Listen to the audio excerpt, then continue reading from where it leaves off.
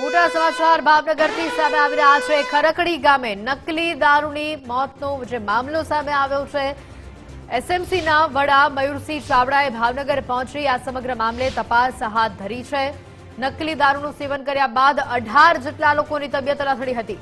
જામનગર અને સુરતમાં પણ ડુપ્લિકેટ દારૂ પહોંચવાની આશંકા સેવાઈ રહી છે। પોલીસ ભરતીમાં પાસ થયા બાદ પાર્ટીનું આયોજન કરવામાં આવ્યું। મુખ્ય બુટલેગર ગૌતમ સોલંકીને પોલીસે હાલ ઝડપી પાડ્યો છે। તેની પૂછપરછ કરવામાં આવી રહી છે। દારૂ પીવાથી ઉપેન્દ્રસિંહ ગોહિલ નામના એક યુવકનું મોત થયું હતું। વધુ વિગતો સાથે સંવાદદાતા કુનાલ બારોટ જોડાઈ ચૂક્યા છે। કુનાલ, ભાવનગરના ખરકડી ગામે નકલી દારૂથી જે મોતનો મામલો સામે આવ્યો છે, કેવા પ્રકારની હવે તપાસ કરવામાં આવી રહી છે? મુખ્ય આરોપી કે જેની પાસેથી આ દારૂ મંગાવવામાં આવ્યો હતો, ગૌતમ સોલંકી, તેની ધરપકડ કરી લેવામાં આવી છે। વિગતો શું?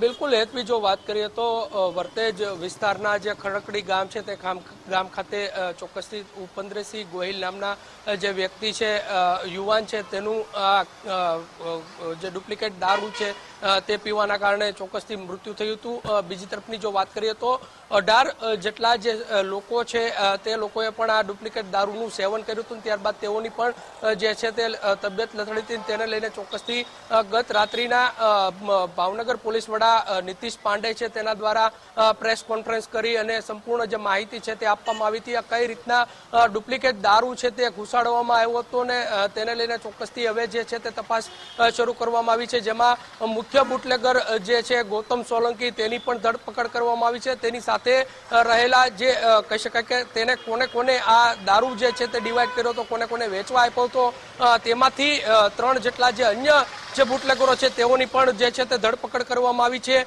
બીજી તરફની વાત કરીએ તો એસએમસીના વડા મયુર ચાવડા છે, એસપી, તે પણ ભાવનગર ખાતે ગત મોડી રાત્રિના પહોંચ્યા હતા। તપાસનો ધમધમાટ છે તે પણ ચાલુ કરવામાં આવ્યો હતો। બીજી તરફની વાત કરીએ તો હાલ વિવિધ જે દિશાઓમાં ભાવનગર પોલીસ, એસઓજી, એલસીબી અને સ્થાનિક પોલીસની મદદથી સંપૂર્ણ જે વિસ્તારો છે તે વિસ્તારો ખડકડી ગામથી લઈ અને ભાવનગરના જે વિસ્તારો છે તે વિસ્તારોમાં જે દારૂ, ડુપ્લિકેટ દારૂ છે તેને લઈને ક્યાંક ને ક્યાંક દારૂનો જથ્થો છે તે પણ 90% જેટલો જથ્થો છે તે ઝડપી પાડવામાં આવ્યો છે। વધુ તપાસ છે તે અત્યારે હાલ ભાવનગર પોલીસ કરી રહી છે। હેતવી, બિલકુલ, આભાર વિગતો બદલ।